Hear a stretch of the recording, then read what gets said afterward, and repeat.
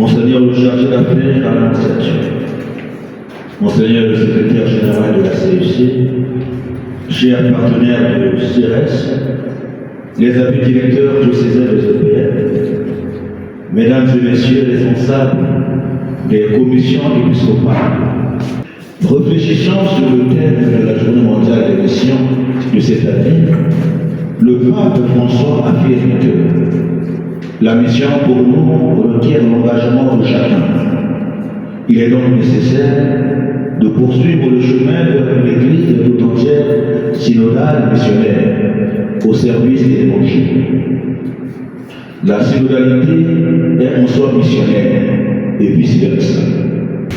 Je recommande à tous ou à tous les diocèses du monde le service des œuvres pontificales missionnaires qui constituent les principaux moyens pour pénétrer les catholiques dès leur enfance d'un œuvre universel et missionnaire.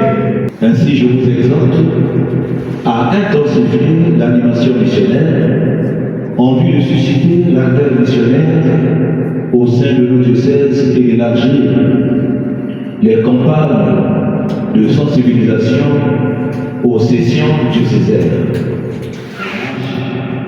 Vers la décennie de 2025, cette formation annuelle des directeurs diocésains est pour nous une occasion propice pour louer votre dévouement au service du Christ et de son Église et de Congo Brazzaville. Si la décennie est instituée pour consolider la foi, favoriser les œuvres de solidarité et de communion fraternelle au sein de l'Église et de la société, le thème général de la Journée mondiale des missions de cette année tombe à peu nommé. Allez inviter tout le monde au conquête. Cette injonction du maître réclame notre dose de responsabilité et surtout de foi.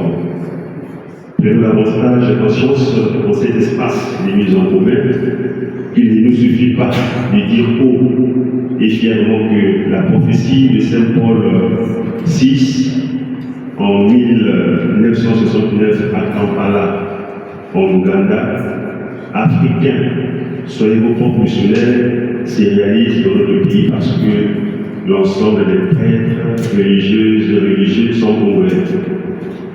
Les OPEP ayant pour but d'éveiller nos consciences à la dimension missionnaire de l'Église et susciter la conscience missionnaire au sein du peuple de Dieu, parce que l'Église est de par sa nature missionnaire, contraire à diètes au numéro 1, l'heure de la maturité a sonné. La période des attentes pour l'assistance est quasiment révolue. Donnons l'âme à notre mission au Congo. Et l'âme de la mission, c'est la charité, dixit Pape Benoît XVI, une heureuse mémoire. Nous voici réunis pour une réflexion commune que nous souhaitons fructueuse pour nos diocèses et pour toute l'Église du Congo. Puissions-nous, avec ces thèmes, gestion axée sur les résultats et la collaboration missionnaire, œuvrer pour la réunification et la conscience missionnaire de tous les membres de l'Église en appelant à leur responsabilité.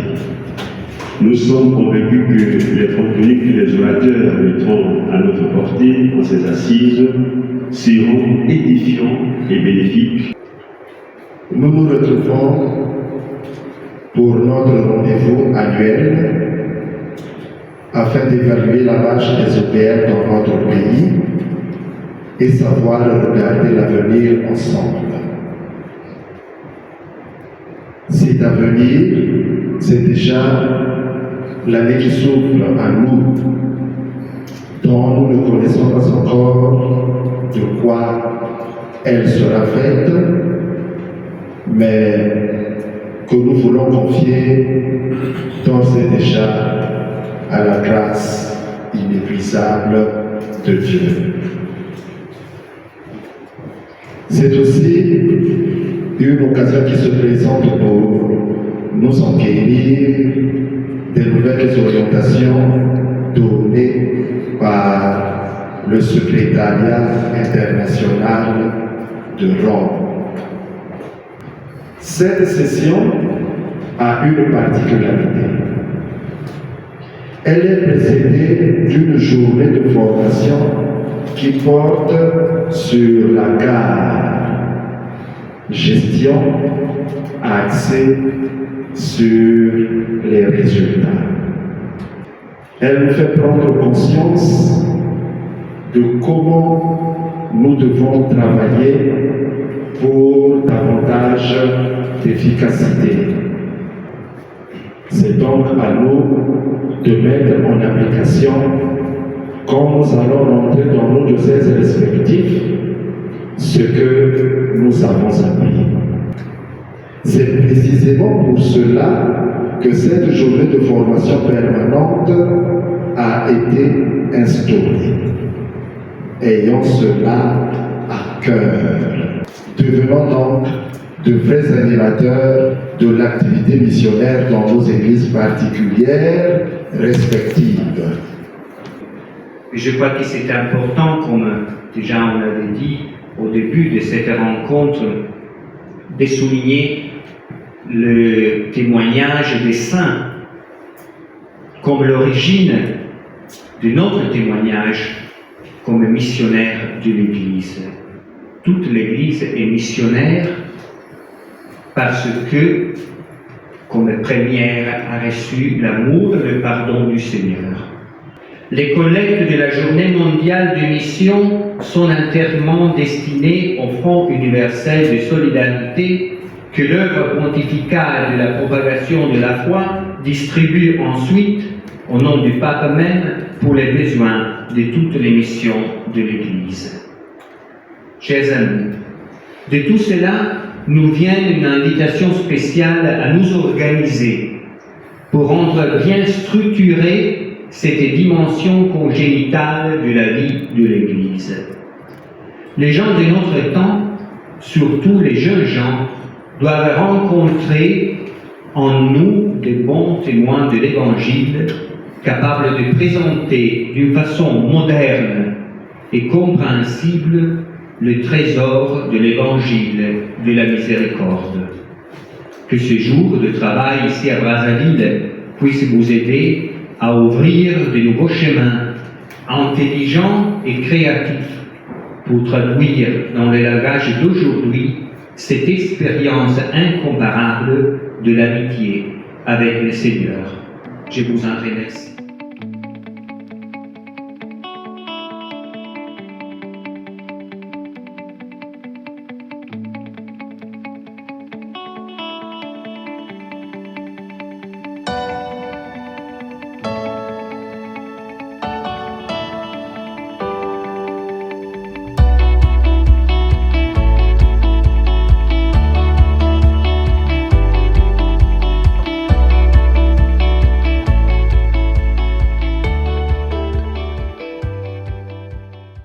Et la particularité de cette d'aujourd'hui, c'est que nous avons pensé qu'il fallait travailler dans la gestion axée sur les résultats. Parce que toutes les fois que nous annonçons la bonne nouvelle, on n'arrive pas à vérifier.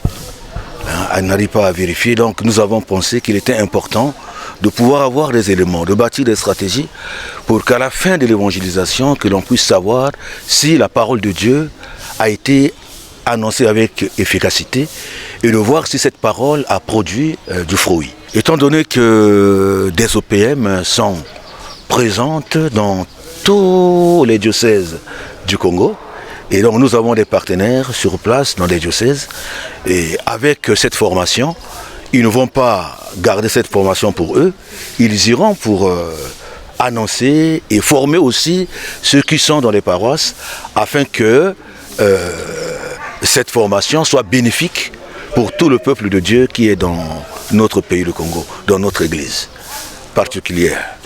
Cette année, le partenaire qui nous a aidés pour cette formation, c'est la CERES, la Caritas américaine, qui, grâce à eux, nous avons pu trouver quelque chose pour inviter tous les directeurs diocésains et certains membres des comités et des commissions épiscopales du Congo pour participer à cette session.